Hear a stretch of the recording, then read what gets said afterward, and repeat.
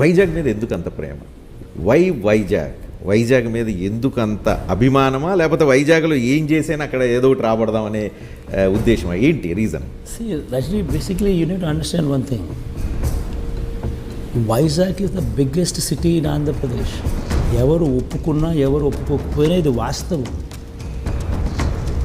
Vizag is the biggest city in Andhra Pradesh.